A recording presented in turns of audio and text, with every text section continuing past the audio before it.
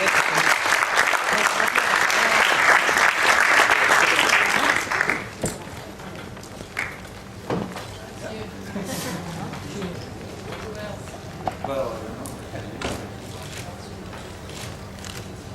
parole est à vous.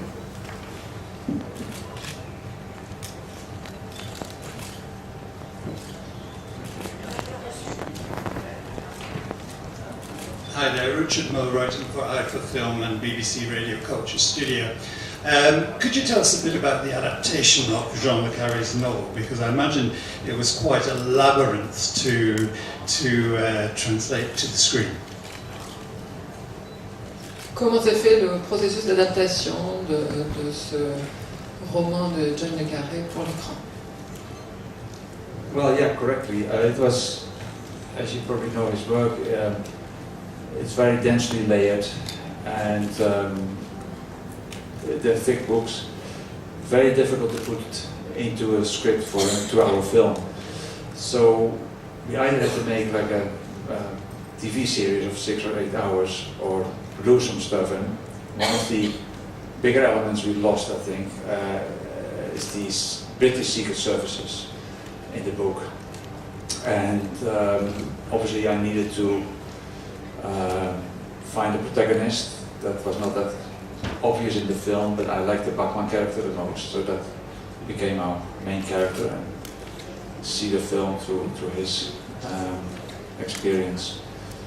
The Jamal character was an invented character, so yeah, there were definitely changes there compared to the book. John le Carré was an executive producer, and 2 of his sons are producers, so there's I guess a protection of the legacy to a degree. But they were okay with these changes, and I think for a writer it's always difficult to see how much of your work actually changes for a film, but I guess he's used to it by now.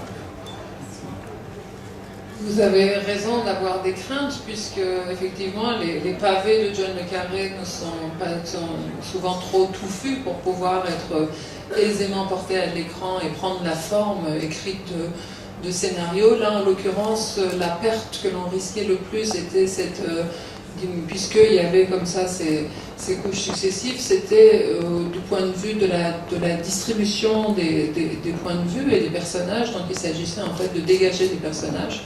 C'est comme ça que moi j'ai choisi que le regard soit davantage celui de Bachmann que des autres. Et puis il y a par exemple le personnage de Jamal qui n'existait pas, qui est un personnage inventé. Donc c'était des modifications qui nous ont paru nécessaires pour que ça puisse prendre la forme d'un long métrage. Et John le Carré lui-même, il se trouve qu'il était le producteur exécutif, que 2 de ses fils participaient également à la production. Donc il y avait comme ça cette espèce de question de loyauté qui se posait. Je suppose que pour John le Carré, étant donné ce qu'il écrit, il y a toujours une difficulté à voir porter à l'écran son écriture tellement dense, mais après tout, ça commence à faire un certain nombre de romans qui ont été adaptés, donc il a dû s'y faire.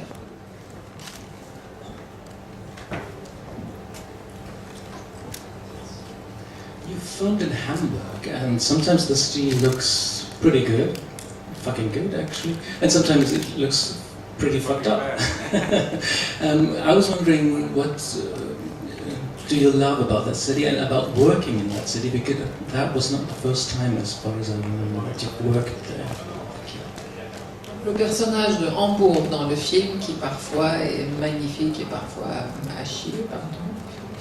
Donc, quel plaisir avez-vous pris à travailler à Hambourg de nouveau, puisqu'il me semble que ce n'est pas votre première fois? Yeah, well, Hamburg was a given in a sense because the book is situated there and it's there for a reason.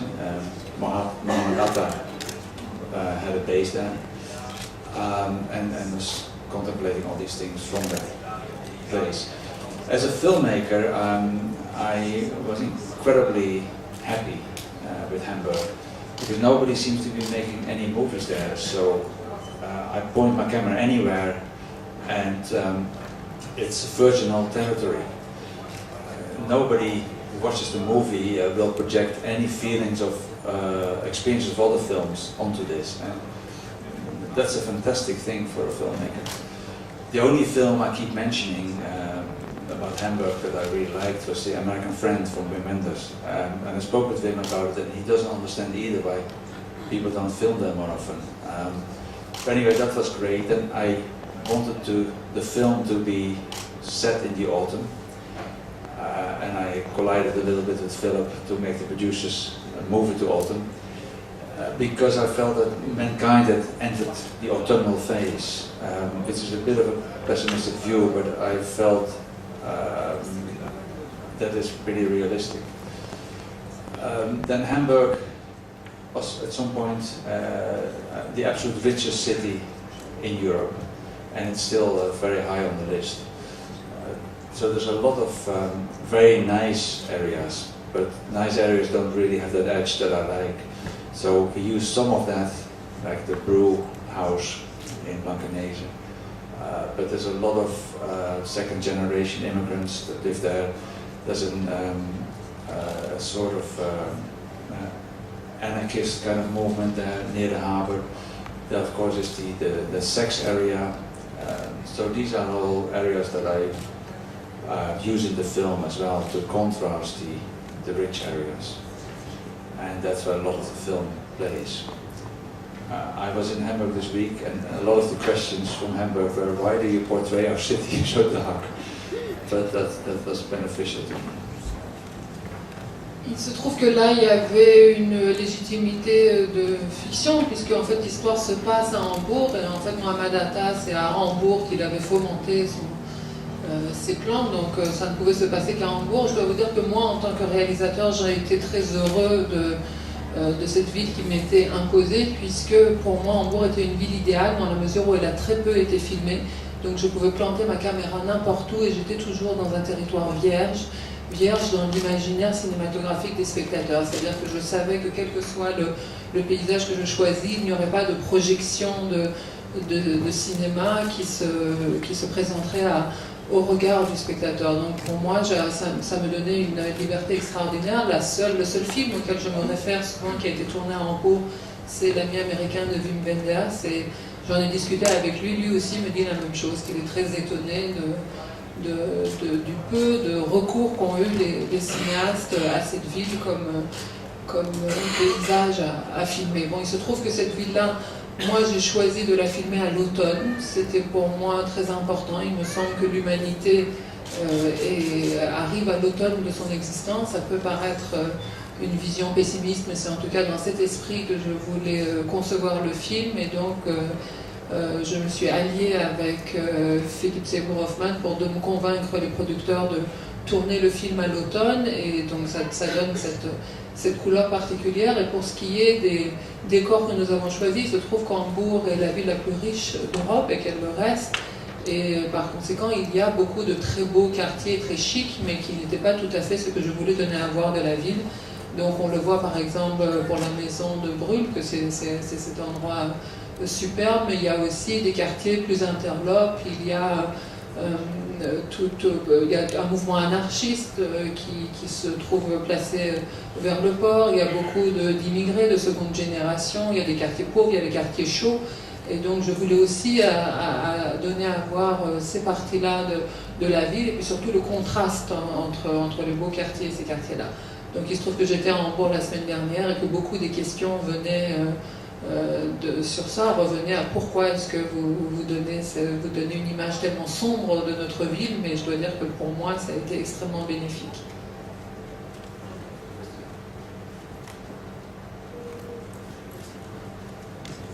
Bonjour. Alors on connaît l'univers de John le Carré qui est très bien décrit, donc est-ce que pour un film comme ça, vous avez besoin de documentation supplémentaire? Est-ce que vous rencontrez des personnes justement qui naviguent dans ces eaux-là, disons, et voilà, donc comment vous travaillez cet univers? So we know that John le Carré is always very precise with the world that he describes, but then for you, did you just rely on what he'd done, or did you do any further research to prepare the film? We mostly relied on John le Carré. We had some visits to the secret services. We also had a Islamic advisor to get all the praying scenes and all these habits, if you like, or rituals correct, like the bathing scene, and which was interesting. I didn't know that it was okay to have a shower naked if you can touch the walls of the shower, but if the space is too big, it shouldn't be naked, which I never heard of. So we had all these elements correct, and then John Le Carré gave us, of course, personal advice on how the spying game works. That the movies we all know, the Jason Bourne, the James Bond films, is what people expect to be a spy film to adhere to. But in reality, it's a very mundane job. People sit and wait and watch. So that was an important element, and that's how we looked at the spying game in the film.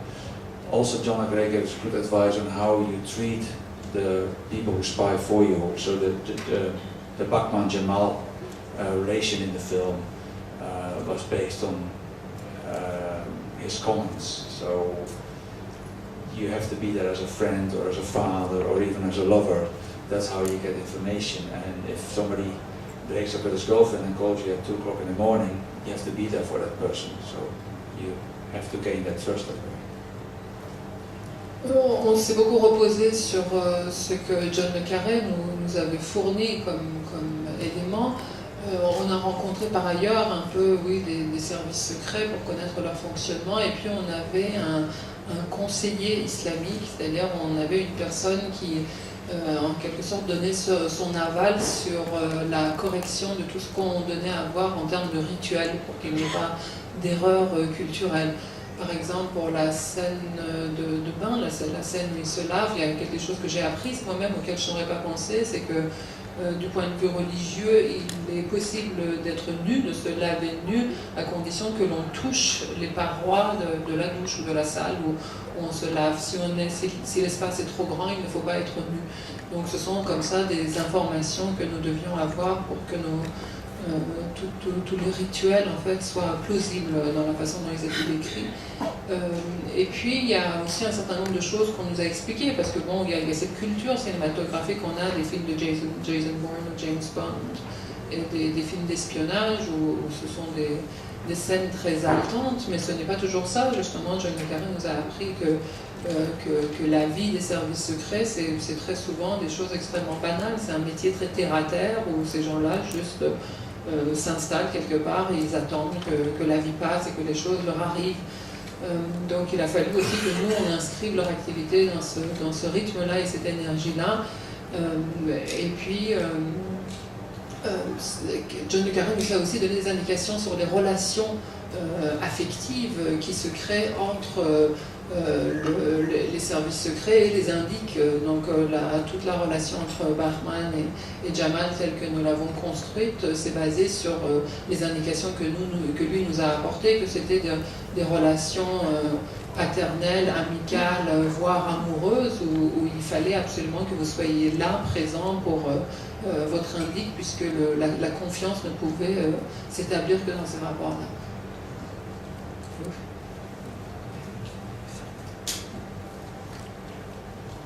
Hello. This film and your previous film, The American, are very, very much about who you can trust, who you can have confidence in.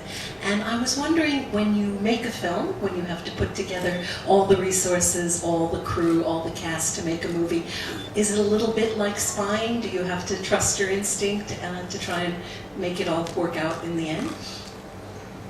Il se trouve que ce film-là, comme votre film précédent, l'américain, traite vraiment de la question de la confiance. Qui sont les gens à qui on peut avoir confiance? Est-ce que votre expérience de réalisateur vous fait vous sentir un peu parfois comme un espion, puisque c'est ce dont il s'agit? Vous avez des ressources, vous avez une équipe, vous avez vraiment un projet à monter de la même façon. Est-ce qu'il y a un parallèle de cet ordre-là? No, but I do rely a lot on my intuition in a lot of decisions I make, especially when I'm shooting. So I don't work off storyboards. Another interesting aspect is, for instance, the casting of Willem Dafoe, because most people would not trust him in a role. People anticipate he's a baddie, and it's quite interesting to use that general knowledge of his roles when you cast him actually as an okay guy in the film. Pas tout à fait, mais c'est vrai que je suis un intuitif, que vraiment dans toutes les phases de la création et aussi et surtout dans la phase de tournage, je me fie beaucoup vraiment à mon intuition. Par exemple, je ne travaille jamais avec un storyboard. Et quelque chose aussi de l'ordre du choix des acteurs, de la distribution. Par exemple, Willem Dafoe, je l'ai choisi en prenant le contre-pied de l'attente qu'on a de lui, qui est un type en qui on n'a pas confiance, parce qu'il est suspect, il est plutôt méchant, et donc c'est assez intéressant de prendre le contre-pied de cette projection-là et de lui donner le rôle de quelqu'un qui est à peu près recommandable. La scène de la signature, donc scène finale, qui a un climax assez élevé et beaucoup de tension, comment vous l'avez construite et comment vous l'avez pensée? About the sequence with the signature, the very high climax and very tense moments, how did you write it and build the sequence? Well, you need a lot of help at those moments because they can be deadly, I guess, on film. So you work with sound to a degree, and you work with in the film with direct recording, indirect recording through the screens, and observing all that as well. So there's almost 3 ways that you go through these 10 signatures. But sound is a really important factor, that you get the feeling there's a tension being built up. I have a lot of help from people who are good at that. Avec beaucoup d'aide, c'est pas le genre de choses qu'on peut se risquer à faire seul parce que ça peut mettre le film par terre, ça peut être extrêmement dangereux. Donc moi je dirais que là l'attention joue beaucoup comme souvent sur le son. Le travail du son a été extrêmement important, donc il y a le son direct, il y a le son de l'enregistrement, et puis il y a avec le recul un peu une espèce d'observation qui crée presque trois dimensions, 3 niveaux de son, et j'ai travaillé avec des gens qui sont très bons pour faire ça. Monsieur au fond. Pour aller un petit peu dans le sens de la question précédente sur la loyauté, je crois que dans vos 3 films, à peu près, le mensonge, la duperie reviennent souvent. Qu'est-ce qui vous intéresse dans ces sujets? Et pour revenir à cette idée pessimiste de fin de monde, est-ce que vous ne pensez pas que le monde est aujourd'hui aux mains des menteurs, justement, et que les hommes loyaux n'ont plus leur place comme dans le film? Again, when we look at your filmography, the 3 films that you've made are a lot about lying, lies and deception. And so, as you said that you had a pessimistic view, thinking that this is the ultimate of human condition, would you say that nowadays the world is among the hands of liars rather than loyal and honest people? I don't think I want to make that kind of statement.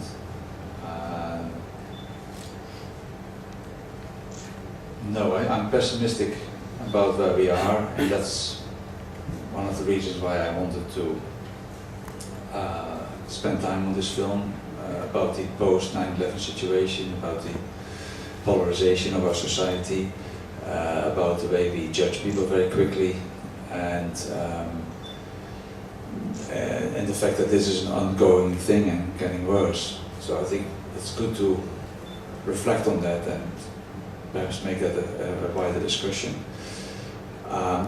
I still inherently try to believe in people being good, because otherwise you might as well give up. No, I don't want to make that statement.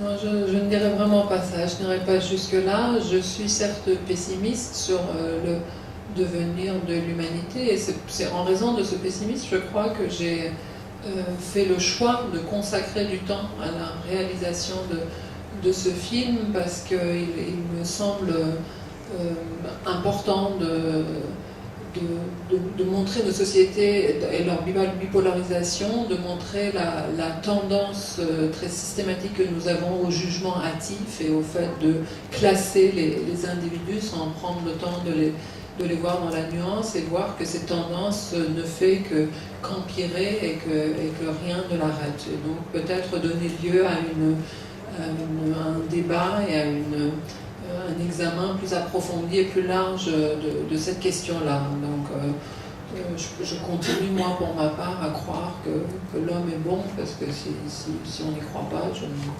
vois pas pourquoi continuer.